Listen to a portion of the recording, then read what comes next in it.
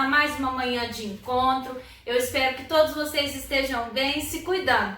Pessoal, nós já estamos quase no fim da nossa apostila 2. Hoje nós iremos começar o módulo 8. Falaremos sobre a Ásia, a economia que está relacionada à exploração mineral e energética. Vamos aprender um pouquinho sobre isso? Abra sua apostila no módulo 8, página 270. Bora lá? Quando falamos desses recursos minerais e energéticos, vemos que o continente asiático possui uma grande disponibilidade desses recursos e essa grande disponibilidade desses recursos em seu subsolo está totalmente relacionada à grande extensão territorial que esse continente possui, tá? A exploração desses recursos, grande maioria dela, é totalmente controlada por empresas transnacionais.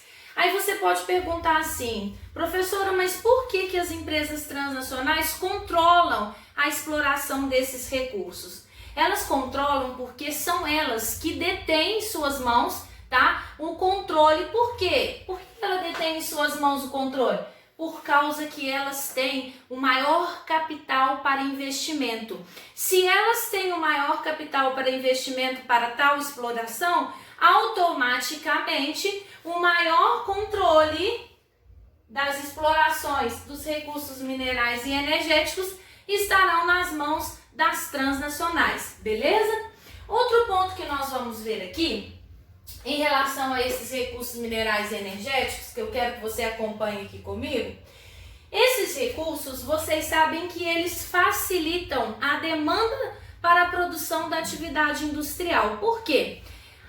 Para o funcionamento da atividade industrial, para o desenvolvimento dessa atividade, precisamos muito da disponibilidade de recursos minerais e energéticos. Por quê? Sem a matéria-prima e sem a energia, a indústria não funciona, tá? Então, a gente vai observar aqui que esses recursos, eles facilitam automaticamente a produção industrial. Mas mesmo sendo um continente que possui uma grande quantidade desses recursos em seu subsolo, que isso facilita a produção industrial, vocês vão observar que poucos países apresentam destaque nessa atividade, tá? Nós vamos ver alguns exemplos diferentes, eu vou trabalhar uma tabela aí com vocês para a gente fazer essa análise, tá? Por quê? O que nós vamos observar? Os padrões industriais entre as nações, eles são diferentes, de acordo com o que nós chamamos de fatores locacionais para o desenvolvimento daquela atividade. Eu vou pegar um exemplo aqui para vocês, o Japão, tá? O Japão, quando falamos de Japão, a primeira coisa que vem na nossa mente é o quê? Que ele está entre as mais ricas e poderosas nações mundiais. Só que acompanhe aqui comigo, Japão é um país industrializado? Sim, Japão tem o maior desenvolvimento em indústrias de P&D, de pesquisa e desenvolvimento, indústrias de tecnologia. Só que é uma das nações que tem uma maior dependência externa de quê? De recursos naturais. O subsolo do Japão, em relação aos recursos, a disponibilidade dos recursos naturais, é pobre. Então isso faz com que ele importe para o seu desenvolvimento industrial de outras nações. Aí você fala assim, professora, mas ele importa tanto e por que ele está entre as mais evoluídas economicamente, entre as nações mais evoluídas economicamente?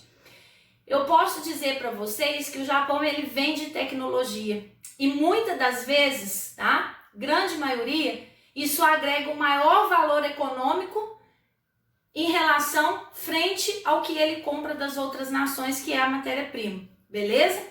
Um outro país que vamos ter, por exemplo, aqui é a China, tá?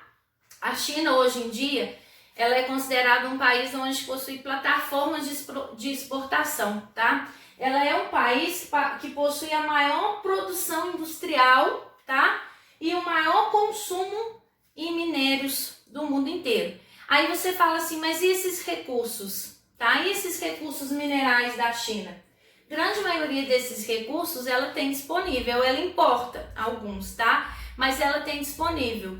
Por quê? Porque o subsolo chinês disponibiliza desses recursos. Um outro país também que eu posso falar para vocês, e que se vocês quiserem grifar na apostila, na página 257, é um país que é chamado de Butão, tá? Onde a industrialização e os recursos minerais, eles são de pequena importância, tá? Esse país, ele não tem como vínculo em sua principal atividade econômica esse tipo de produção, esse tipo de atividade, ok? Eu quero que vocês acompanhem comigo a tabela da página 257, tá? Nessa tabela aí, nós vamos observar os maiores produtores dos 17 recursos minerais mais utilizados nas últimas décadas, tá? Nas últimas décadas.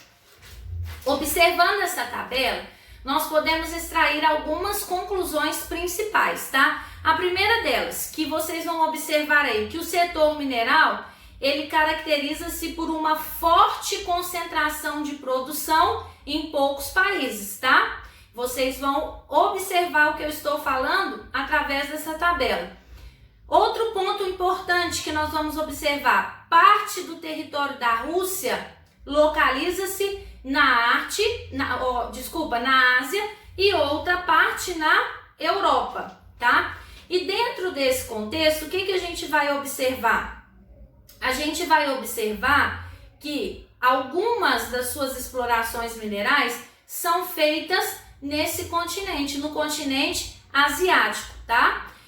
Filipinas, Indonésia, Cazaquistão, eles só vão aparecer aí na tabela uma vez, tá? Mas a mineração, ela é uma atividade relativamente importante para esses países, para a composição, para a formação do PIB desses países. Um outro tópico que nós vamos observar aqui em relação à produção mineral, que é um fato que foi indicado inúmeras vezes aí nessa tabela, como vocês podem perceber, é que a China é o único país asiático com um amplo destaque nesse setor, tá? E eu quero que vocês atentem para o mapa que nós temos na página 258, aonde que vai mostrar as principais áreas de exploração desses recursos minerais, tá? E como vocês podem observar por esse mapa aí, a China disponibiliza de uma grande variedade desses recursos minerais, o que vai facilitar a demanda da sua produção, beleza? Outro assunto que nós vamos tratar aqui é sobre os recursos energéticos.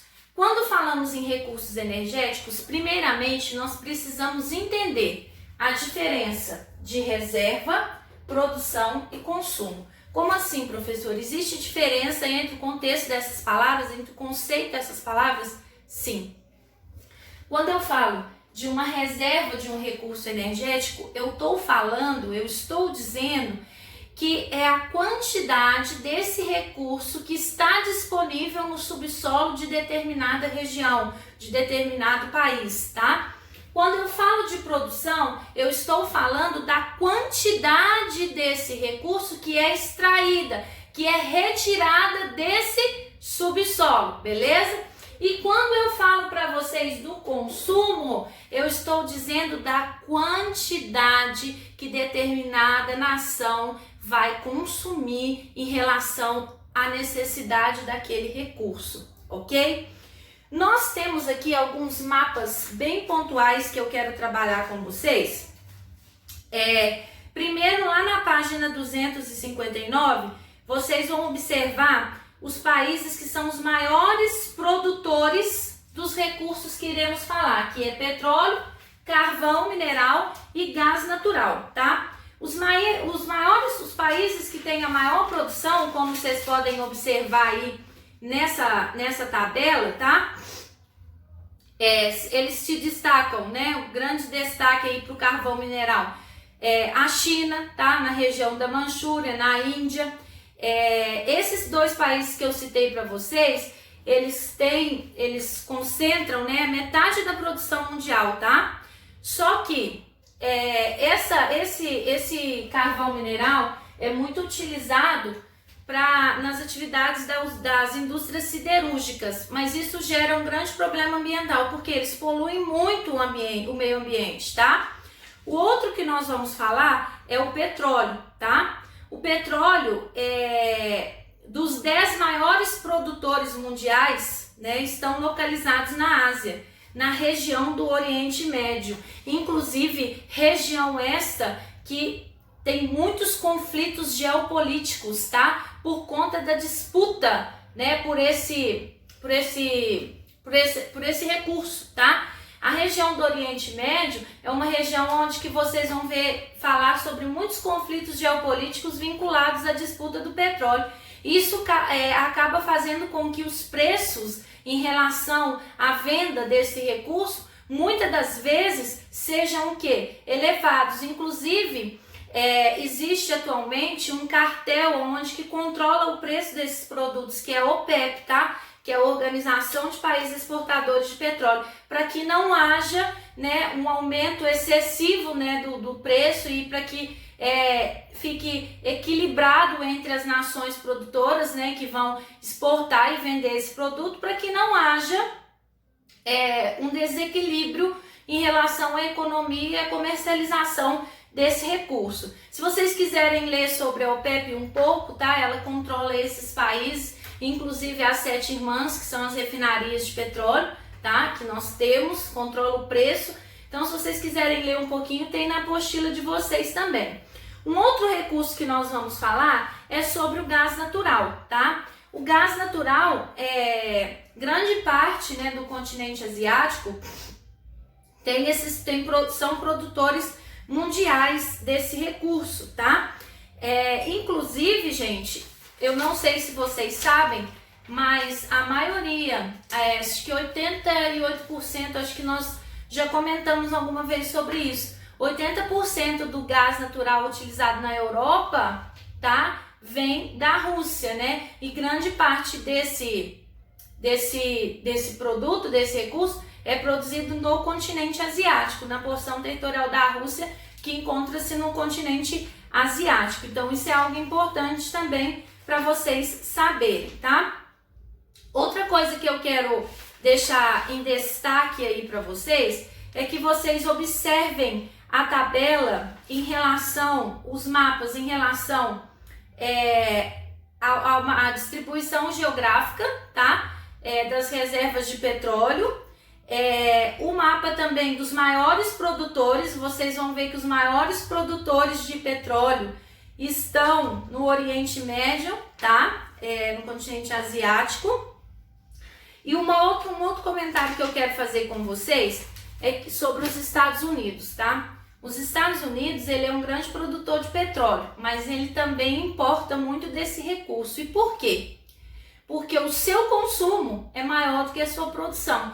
Toda vez que o consumo de um país for maior do que a produção dele, ele vai precisar importar, tá?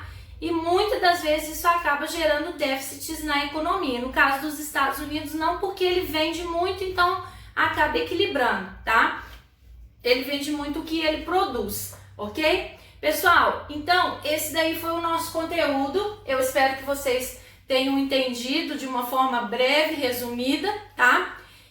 Eu gostaria que vocês fizessem para mim as atividades de classe que estão propostas na apostila e enviasse para mim as fotos pelo WhatsApp, porque eu preciso controlar quem está fazendo. Então, por gentileza, assistam a aula, façam as atividades e enviem para mim. A tarefa de casa que é proposta aí na apostila, vocês vão fazer, deixar feita, e quando nós tivermos a nossa próxima live, fazemos as correções da tarefa de sala e dessa de casa que é proposta aí. Beleza, nono ano? Qualquer coisa eu estou disponível, vocês sabem onde me encontrar para tirar qualquer dúvida. Um beijo no coração de vocês e até o próximo encontro.